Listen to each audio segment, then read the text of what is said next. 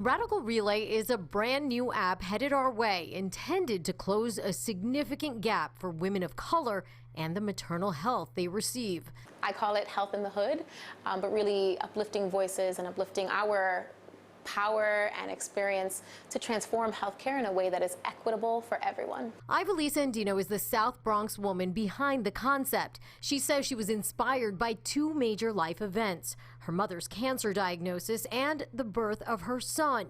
Despite working in the healthcare business herself, she found herself at a loss. It was in that moment where I really realized that no matter how much education, how much money, experience, access, healthcare as a whole is very different when you are a Black or brown person. A recent report released by the New York City Commission on Human Rights found women of color, immigrants, and low-income workers who are pregnant are continuously discriminated against.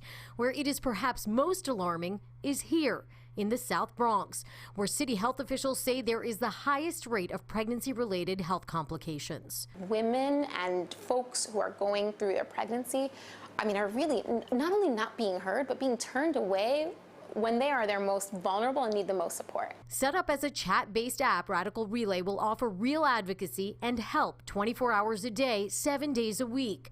Peer advocates, lawyers, and doctors ready to answer questions like what to do if your doctor isn't listening to you, or how to navigate being pregnant and working. When should you tell an employer that you're pregnant, or do you even have to?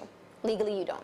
Radical Relay's goal is to have advocacy and a resource right at your fingertips. And while they will begin with only English and Spanish, they do plan to expand to include other languages.